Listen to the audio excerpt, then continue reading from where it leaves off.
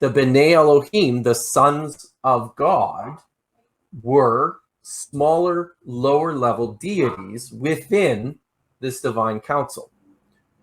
And we see all sorts of references to the B'nai Elohim, the sons of the God, all throughout the Hebrew Bible, and especially here in the story of Job. It's the same sort of expression that you see throughout the Ugaritic and the Canaanite literature, such as in the Baal cycle. This story illustrates the function and the ancient view of the court of the chief god. Bullet points. Within the larger Near Eastern world, it was polytheistic. The gods, as a group, they exercised control over the function and destinies of the cosmos. The divine council was a reflection of human government. We call it a pantheon. Visual illustration of the pantheon. This is, I believe it was constructed by Hadrian, this magnificent temple in the city of Rome. He built literally to house the images and the statues of the gods from various cities and regions that Rome collected over the years. So the gods were anthropomorphic and they were anthropopassive.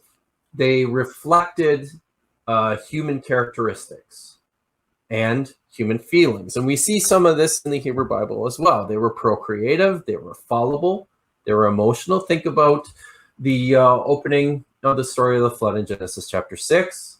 The gods, the sons of the gods, literally the B'nai Elohim, they come down, they see the daughters of men, they see human offspring, human women. They saw that they were beautiful, and they had sex with them. The gods were like superhumans. The gods decreed destinies and made ad hoc decisions about the process of governing the world. So a question arises here. Within this pantheon, there's a king of the gods and all these lesser deities, which are identified as the B'nai Elohim, the sons of the gods. So at some point in Israel's history, Yahweh became the king of the gods, the king of the gods. So how does a god become the king of the universe? It happens in a type of an ascendancy. Gods were territorial, very much like people, very much like human governments. They would work to extend their own territory from their power base. The most powerful god would assume priority and control over the divine council. And this is something that we actually see recorded. Oh, there we go. In the Baal cycle, tablet 3, columns 3, line 33 to column 4, line 4. But there's possibly also an ascendancy that we see in the Hebrew Bible recorded in Psalm 89. Who in the skies above can compare with Yahweh? Who is like the Yahweh among the heavenly beings? The council of the holy ones, Bekahel Kedoshim. Kadosh is a frequently occurring word in the Hebrew Bible that most often means divine being of some sort.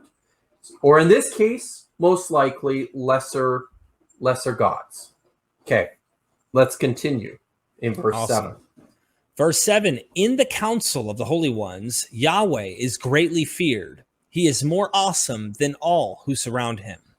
Bishokek, which literally means in the clouds. So there's a reflection here. Yahweh is in reverence by those around him. Mm-hmm. The expression here is actually Ya'arok Adonai.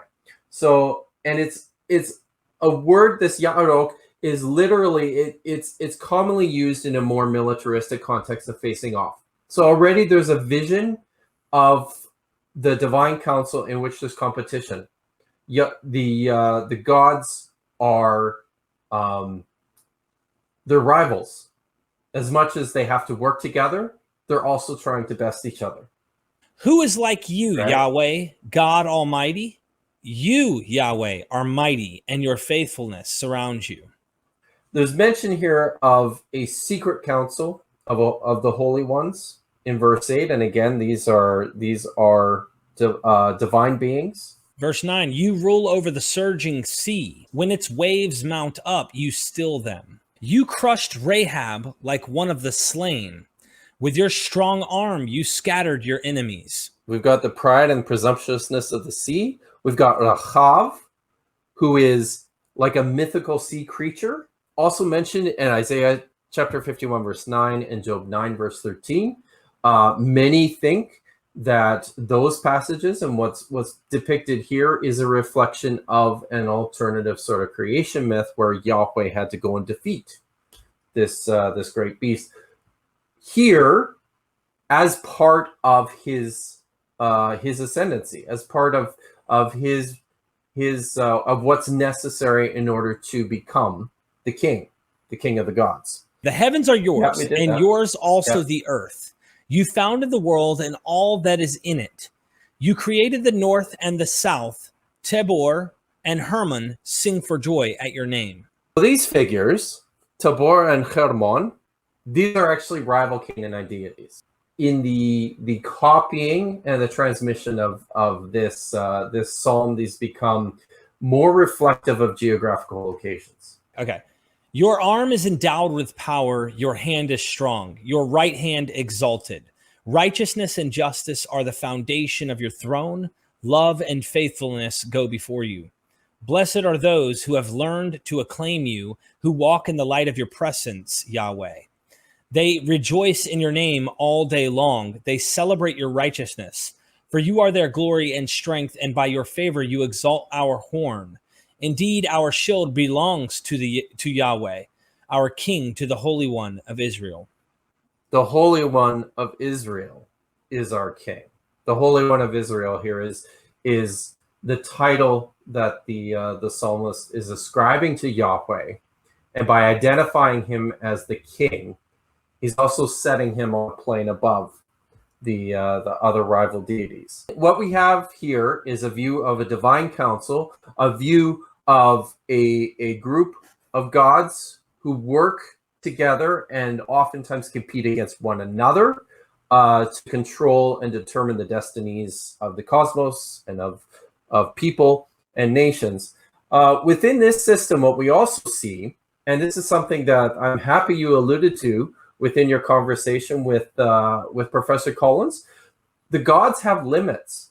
Within this system, one god will always be viewed above the others. And within this system, because there's always the potential that another lower deity can usurp the king, there is no possibility for omnipotence, omnipresence, or omniscience, or what we identify as the transcendent attributes. Transcendent attributes never existed within a polytheistic world in which the gods contended for power. And the reason later generations came to ascribe to Yahweh, the most powerful, the greatest, the all-knowing, the all-present, is because the way that you spoke about the king of the gods relative to all the other gods was like this.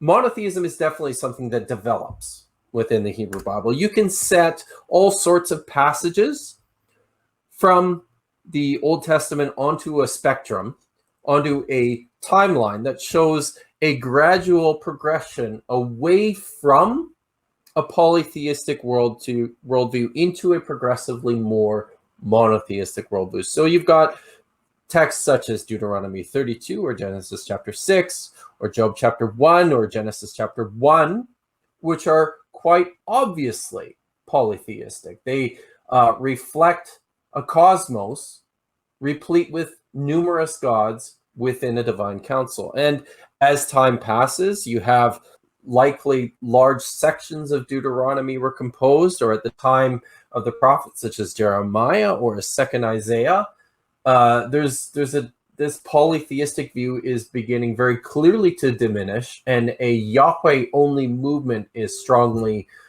emerging. And then by the time of the writing of the book of Ezra or of Nehemiah, you have a full-blown monotheistic worldview. You can track this throughout the Hebrew Bible text, and you can in many ways use this almost like an index fossil to date texts.